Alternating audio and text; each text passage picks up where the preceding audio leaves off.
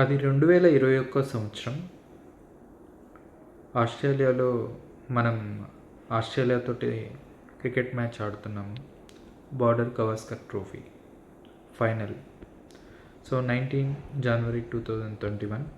So final run అనేది మన point score చేయడం జరిగింది. దాంతో మనము ఒక చారిత్రాత్మక విజయాన్ని సొంతం చేసుకున్నాం అన్నమాట.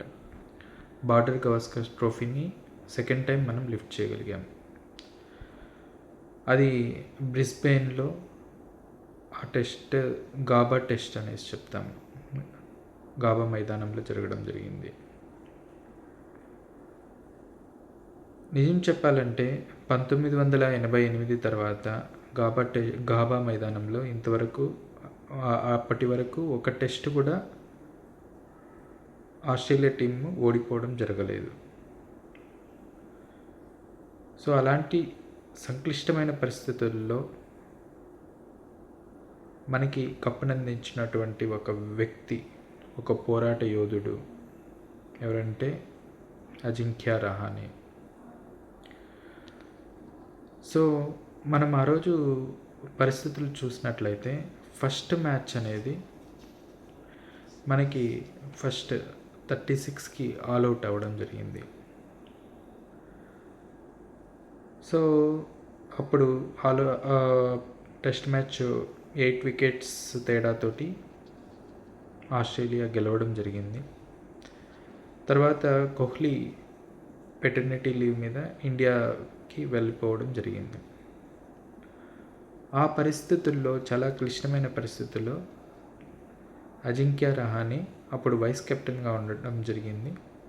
Ajinkya Rahane he became captain. So second test మెల్బోర్న్లో జరిగింది. దాన్ని బాక్సింగ్ డే టెస్ట్ అని చెప్తారు. సో అలాంటి క్లిష్టమైన పరిస్థితుల్లో 112 అండర్ హై ప్రెషర్ కండిషన్స్లో కూల్ అండ్ కంపోజ్డ్ నేచర్ తోటి ఆడడం జరిగింది. So with that's 112 runs score చేయడం వల్ల ఆ మ్యాచ్ ఇండియా గెలవడం జరిగింది. 8 వికెట్స్ తేడాతో ఇండియా అప్పుడు విన్ అయిందన్నమాట. సో మనం 1-1 లెవెల్ చేయడం జరిగింది. ఒకటి ఆస్ట్రేలియా ఫస్ట్ టెస్ట్ విన్ అవ్వడం జరిగింది. సెకండ్ టెస్ట్ మెల్బోర్న్ టెస్ట్ మనం విన్ అవ్వడం జరిగింది, boxing day test. So that was a miracle ఆ టైంలో. సో ఆఫ్టర్ 36 రన్స్ తోటి ఆల్అవుట్ అయిన మ్యాచ్ తర్వాత గ్రేట్ కంబ్యాక్ లాగా అనుకున్నాం అందరూ. So it was a very happy moments for Indian fans అన్నమాట. So after that third test సిడ్నీలో జరిగింది. So there was good performances from Pant కానీ, పూజారా కానీ, హనుమా విహారీ కానీ. సో వీళ్ళందరూ మంచిగా పర్ఫామ్ చేయడం వల్ల ఆ టెస్ట్ డ్రా అయింది. సో నెక్స్ట్ లాస్ట్ టెస్ట్ గాబాలో జరిగింది. సో నేను ఆల్రెడీ చెప్పినట్టు ఆల్మోస్ట్ 32 ఇయర్స్ వరకు అక్కడ ఆస్ట్రేలియాకి అసలు ఓటమి అనేది లేదు. సో ఆ టైంలో ఆస్ట్రేలియా టీంని ఓడించడం జరిగింది బ్రిస్బెయిన్లో. సో పంట్ ఆ రోజు 89 రన్స్ స్కోర్ చేయడం జరిగింది. సో ఈ విధంగా ఒక చారిత్రాత్మక విజయం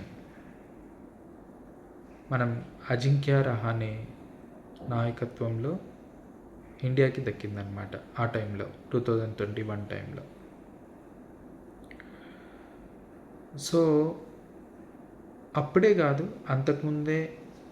సో సిన్స్ ఒక చెప్పాలంటే మనకి 2014 నుంచే అజింక్య రహానే చాలా మంచి ఇన్నింగ్స్ ఆడాడు అనమాట.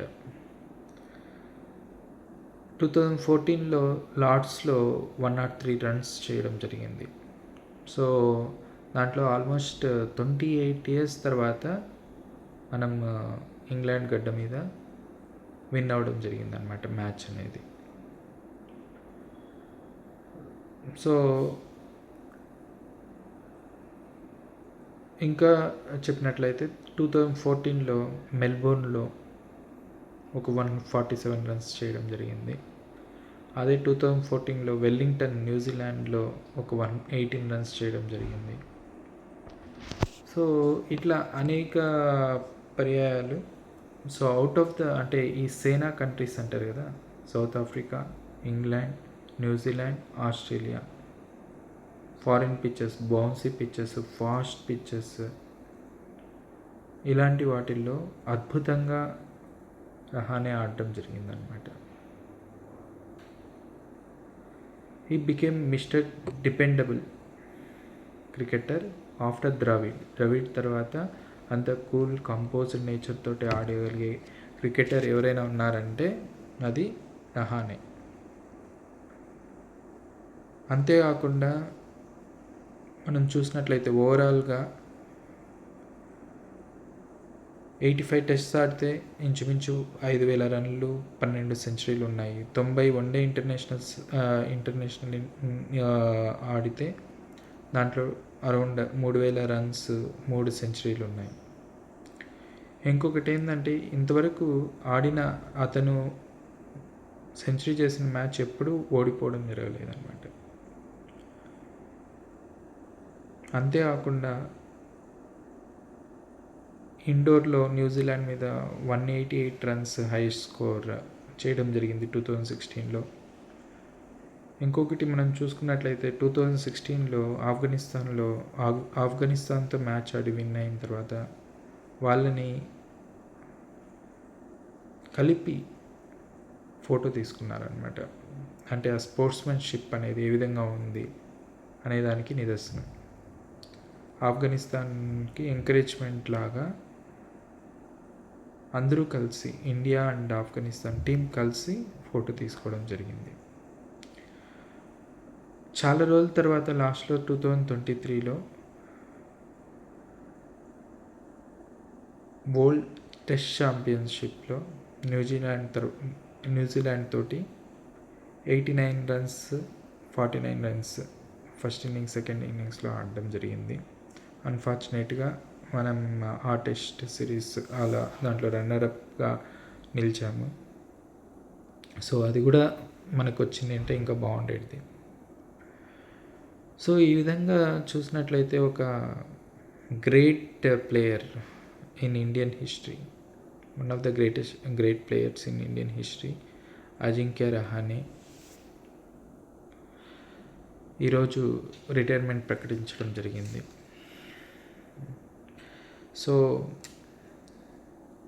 cap number 268 has officially signed off from all formats of international cricket. We're thankful to Ajinkya Rahane for his contributions. The gentleman game antaru, so Ajinkya Rahane is a real gentleman. He was tough, at the same time cool, composed, and gave freedom to all his players under his captaincy. At the same time, when time is needed, when he took good decisions. So ఓవరాల్గా చూసినట్లయితే అతని కెప్టెన్సీలో 6 మ్యాచెస్లో 4 win అయ్యాము, 2 draw అయ్యాయి. So అతనికి total కెరియర్లో ఒక loose కూడా లేదన్నమాట కెప్టెన్గా. So India pays biggest respect on his retirement. చూసినట్లయితే ఇన్స్టాగ్రామ్ అంతా ఫ్లడ్డెడ్ అవుతుంది మెసేజెస్ తోటి. ఒక real cricket fan always admires a great player. Thank you, Ajinkya Rahane, for all your contributions to India and Indian cricket. Thank you.